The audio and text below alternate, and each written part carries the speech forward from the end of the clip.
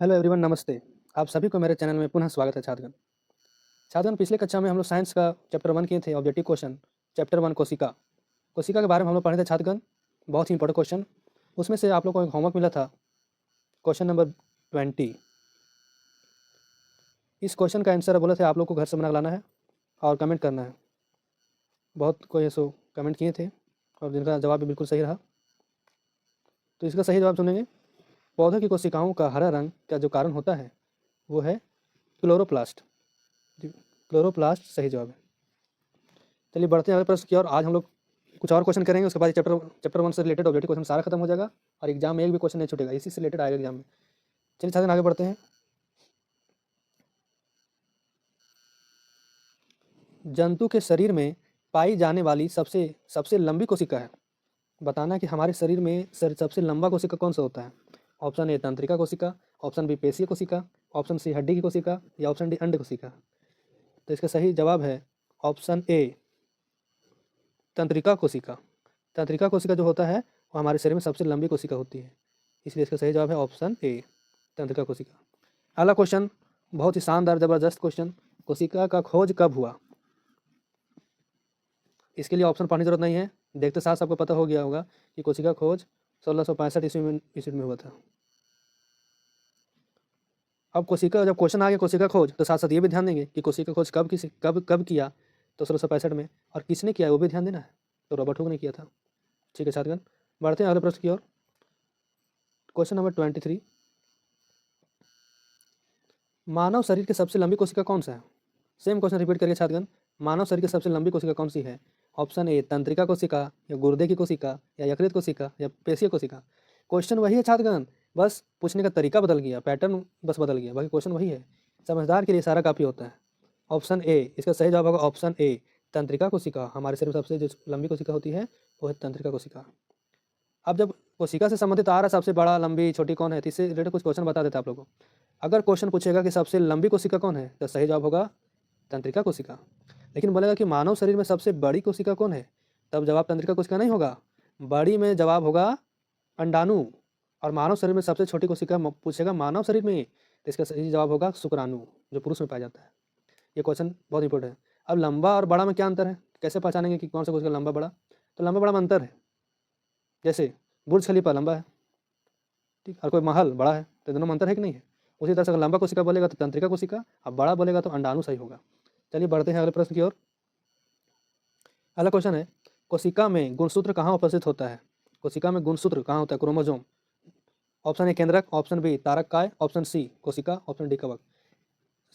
जिनका जिनका option A है वो बिल्कुल सही जवाब है, ऑप्शन ए केंद्रक। चलिए बढ़ते हैं प्रश्न के छात्रगण। निम्न में कौन सा पादप अभिरंजक है। पादप अभिरंजक बताना है कि पादप में केंद्रक को पता करने के लिए किसका प्रयोग किया जाता है। ऑप्शन ए सवाल, ऑप्शन बी सैफरिन, ऑप्शन सी केंद्रक, या ऑप्शन डी कोशिका द्रव। इसका सही जवाब है ऑप्शन बी केंद्रक। ये क्वेश्चन भी आ चुका है छात्रगण।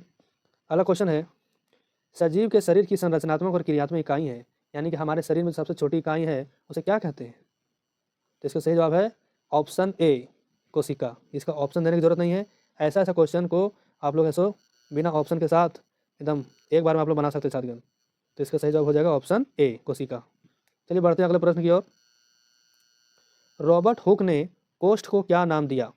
रॉबर्ट हुक ने कोष्ठ को क्या नाम दिया, यानी कि रॉबर्ट हुक ने जो खोजा था कोशिका का, तो उसमें कुछ कोष्ठ जैसा दिखाई दे रहा था, मधुमक्खी के छत्ते जैसा दिखाई दे रहा था, तो उसका क्या नाम दिया।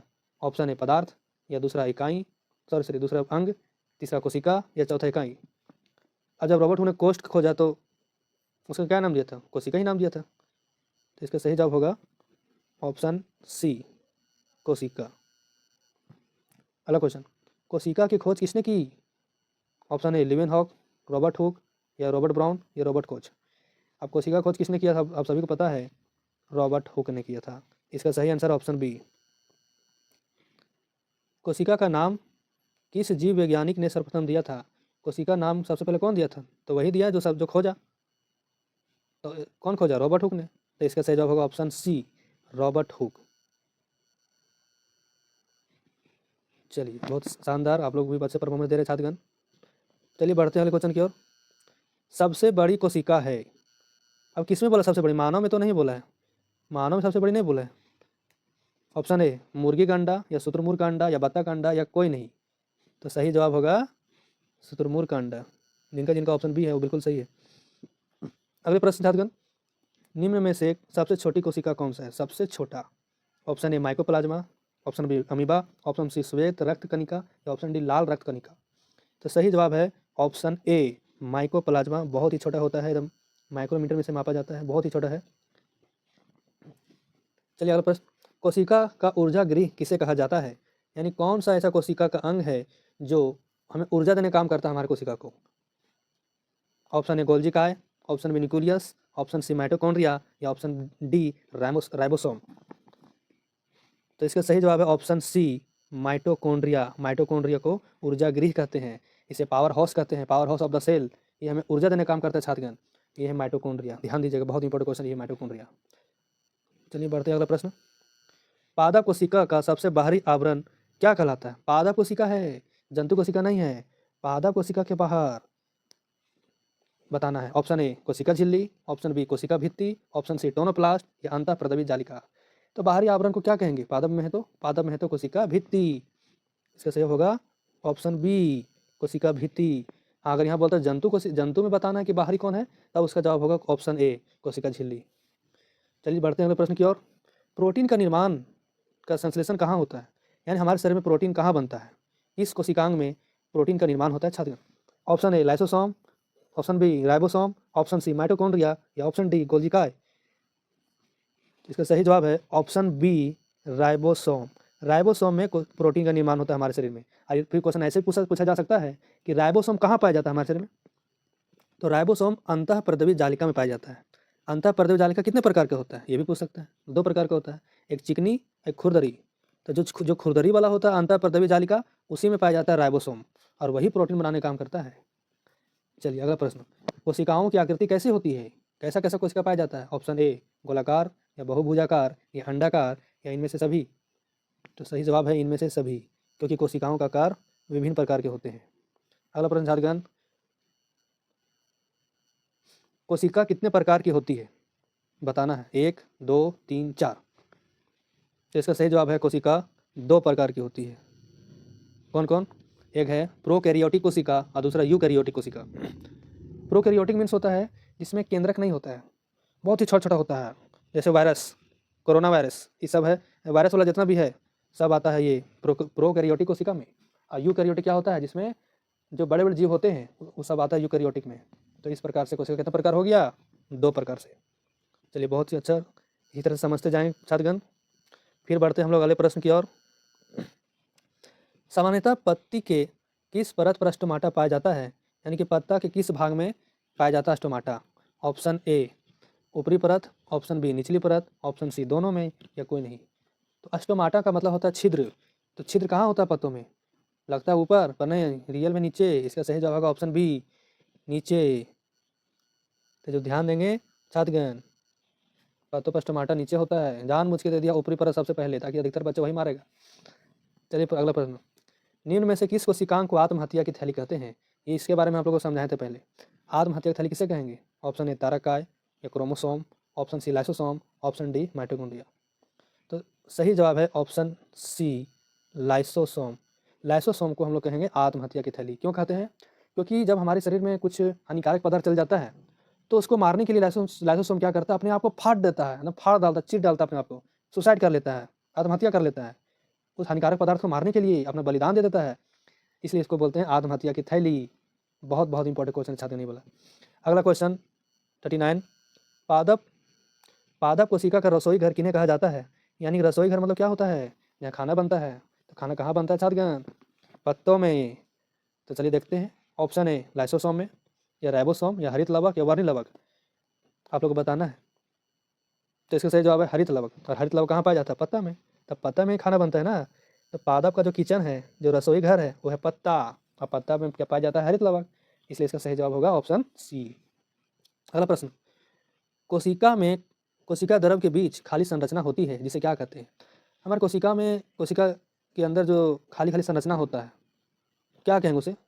ऑप्शन है कोशिका झिल्ली या कोशिका भित्ति, ये तो हो नहीं सकता है। देखिए छात्रगण, कभी कभी ऐसा होता है एग्जाम में कि प्रश्न हम लोग नहीं जान पाते हैं, कन्फ्यूजन हो जाते हैं कि कौन सा होगा कौन सा होगा। तो सही आंसर ढूंढने चक्कर मत रहिए। सबसे पहले ये पता कीजिए कि देखिए कि कौन नहीं हो सकता है, तो जो नहीं हो सकता है उसको काट दो सीधा। तो पूरा कोशिका में जो खाली संरचना होता है, तो खाली संरचना अंदर ना होगा, बाहर थोड़ी होगा। और कोशिका झिल्ली जो दिया ये तो बाहर पाया जाता है ना, तो ये तो नहीं हो सकता है। कोशिका भीतर भी तो बाहरी परत है, ये नहीं हो सकता है। केंद्रक तो बीचों बीच रहता है, वहाँ तो खाली होगा नहीं, तो एक ही चीज़ तो है, ऑप्शन सी रिक्तिका। इसका सही जवाब होगा ऑप्शन सी रिक्तिका। रिक्तिका मतलब होता है खाली जगह। आप लोग पढ़े होंगे क्वेश्चन मैथ में, रिक्त स्थानों की पूर्ति करें, या फिर कहीं भी पढ़े होंगे रिक्त स्थान की पूर्ति करें। रिक्त मतलब खाली स्थान, तो यहाँ भी तो लिखा हुआ है खाली संरचना, तो उससे भी पता कर सकते हैं खाली मतलब रिक्त वाला। चलिए बहुत बहुत क्वेश्चन, कुछ क्वेश्चन का आंसर क्वेश्चन में ही दिया रहता है, बस समझने का देरी है छात्रगण। अगला प्रश्न देखेंगे कि कोशिकीय श्वसन का सक्रिय स्थल है, कहाँ पर श्वसन होता है छात्रगण, कहाँ श्वसन होता है? ऑप्शन ए माइटोकॉन्ड्रिया में, या राइबोसोम में, या लाइसोसोम में, या गोल्जिकाय में। तो इसका सही जवाब है ऑप्शन ए, माइटोकॉन्ड्रिया में श्वसन होता है। श्वसन सहित हम लोग एनर्जी मिलता है, सांस लेते तो एनर्जी मिलता है ना। एनर्जी देने का काम कौन करता है? माइटोकॉन्ड्रिया। ये पावर हाउस है, ऊर्जा गिरी है, ये नहीं रहेगा तो फिर कैसे चलेगा? ये तो हमारे शरीर को एनर्जी देता है। जैसे हम लोग लैंड कर जाते हैं, जनरेटर स्टार्ट करते हैं, इन्वर्टर स्टार्ट करते हैं, एनर्जी देता है, उसी तरह से हम लोग शरीर को जो एनर्जी देता है ये माइटोकॉन्ड्रिया है। अगला छात्रगण, एक जेली जैसा पदार्थ जो कोशिका में पाया जाता है उसे क्या कहते हैं? हमारे शरीर में एक जेली जैसा होता है, जेली जैसा। जेली मतलब तो आप लोग खाए होंगे दुकान में जेली, जो ना ठोस होता है ना द्रव होता है, दोनों के बीच का अवस्था होता है, वही है जेली। ठीक है, तो क्या आप उसको बोलते हैं? ऑप्शन ए जीव द्रव्य, ऑप्शन बी गुणसूत्र, ऑप्शन सी कोशिका द्रव्य, या ऑप्शन डी हरित लवक। आप लोग बताना छात्रगण। तो हमारे शरीर में जो जेली जैसा रहता है वो है कोशिका द्रव्य, इसका सही जवाब होगा ऑप्शन सी कोशिका द्रव्य। चलिए बढ़ते अगले प्रश्न के छात्रगण, 2 क्वेश्चन और रह गया। सजीव में अनुवांशिक गुणों का वाहक कौन होता है? सजीव में अनुवांशिक गुणों का वाहक, अनुवांशिक मतलब होता है कि हमारे माता पिता का जो लक्षण है, गुण है, वो किसके कारण आता है? ऑप्शन ए माइटोकॉन्ड्रिया के कारण, या प्लाज्मा झिल्ली के कारण, या जीन के कारण, या कोशिका द्रव्य के कारण। तो इसका सही जवाब है जीन के कारण। ये जीन ही होता है जो डीएनए के अंदर पाया जाता है, और यही हम लोग को माता पिता के लक्षण लाता है। आप लोग देखे होंगे कि जिसके माता पिता या दादा दादी, कोई परिवार में अगर तेज बुद्धि वाला होगा तो उसका पीढ़ी भी कोई तेज बुद्धि होगा। अगर कोई बालक जन्म लेता है और वो मंद बुद्धि है, इसका मतलब उसके परिवार में, उसके पीढ़ी में जरूर कोई मंद बुद्धि वाला हुआ होगा, तभी वो मंद बुद्धि हुआ। तो ये गुण जो आता है किस कारण आता है? जीन के कारण। कभी कभी ऐसा होता है छात्रगण कि मम्मी पापा है, माता पिता पूरा गोर है, पूरा अच्छा है, फ्रेश फ्रेश, लेकिन उसका बाल बच्चा करिया हो गया, तो कैसे हो जाता है कि कैसे काला होगी? तो जरूर उसका पूर्वज में कोई काला रहा होगा, उसी के गुण ट्रांसफर होते गया, और लास्ट में उसका पीढ़ी काला होगी। तो ये पीढ़ी का गुण आता है छात्रगण। ऑप्शन सी इसका सही जवाब होगा, जीन। चलिए बढ़ते अगले प्रश्न की ओर, और ये अंतिम प्रश्न है एग्जाम में, इसी के अंदर से आएंगे छात्रगण, इसी से रिलेटेड आएंगे, ध्यान से आप लोग पढ़िएगा, पूरा वीडियो देखेंगे छात्रगण। अगर याद नहीं होता तो एक वीडियो को दोबारा देखेंगे, जरूर याद हो जाएगा। अगला प्रश्न है, कोशिका के किस भाग में कोशिकांग पाए जाते हैं? कोशिकांग मतलब कोशिका के अंग कहाँ पाया जाता है, किसमें? केंद्र द्रव में, या कोशिका द्रव में, या गुणसूत्र में, या पुरुष में। इसका सही जवाब क्या होगा छात्रगण? इसका सही जवाब होगा कोशिका द्रव में। चलिए छात्रगण, इसको आप लोग ध्यान से दीजिए छात्रगण, सभी पढ़ लीजिएगा।